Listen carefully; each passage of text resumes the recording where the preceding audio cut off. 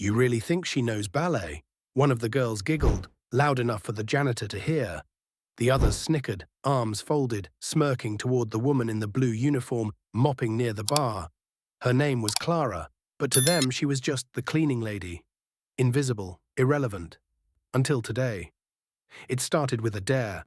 The studio's star student, Elise, rolled her eyes and said, "Bet you can't do a single pirouette without falling over." The others laughed harder. Clara looked up, quiet, gentle, no retort, just a soft smile. Then came the moment no one expected. Clara placed the mop aside, adjusted the laces on her worn-down sneakers, and stepped to center floor. She was still wearing her cleaning dress and apron. "Wait, is she serious?" Elise scoffed. "This'll be good." But when Clara lifted her arms and rose to demi-point, the room changed. The chatter stopped. The air thickened.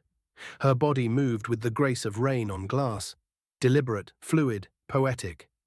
Each movement was carved from memory, from years of forgotten discipline. She spun, controlled, elegant, timeless.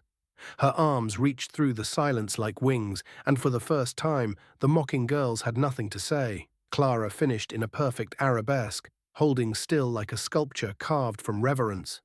The broom bucket stood behind her, untouched, as if the mop had never belonged in her hands. Nobody clapped, nobody dared. Their silence was louder than any applause. Elise stepped forward, brows furrowed. Where did you learn that?" Clara's smile didn't waver. "Before I cleaned floors, I danced on them." Years ago, Clara had been a rising star in the state ballet.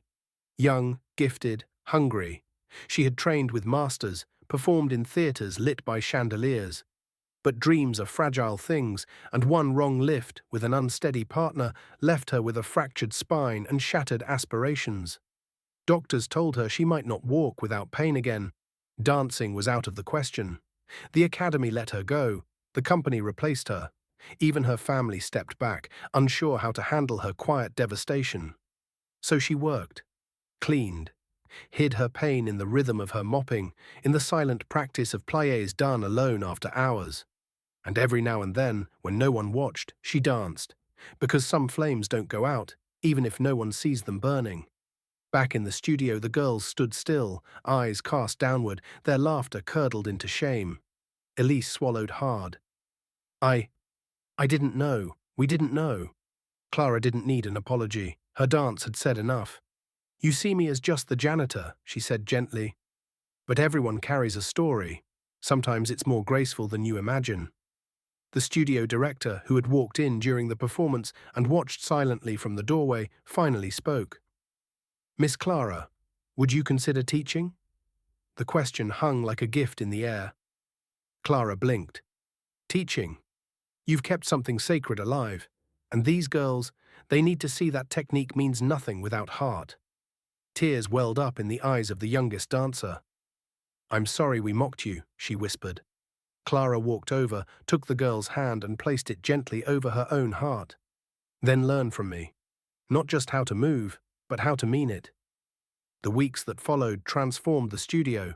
Clara taught not just steps, but strength. Not just choreography, but character. Her presence turned mockers into disciples, critics into students. Elise, once the proudest, became the most devoted, arriving early and staying late, asking Clara about the stories behind every pose. And Clara danced again, not for an audience, not for fame, but for herself and for every soul who'd ever been underestimated. In the final recital of the year, Clara didn't just choreograph the opening number. She took center stage. In a flowing midnight blue gown, barefoot on polished wood, she danced with the girls who once laughed at her, now her pupils, now her sisters in grace. When the curtain fell, the audience erupted, not just in applause, but in awe, because they hadn't just seen a performance, they had witnessed resurrection. Sometimes the ones we overlook hold the deepest beauty, and when we stop mocking and start listening, we might just find our greatest teachers hiding in plain sight.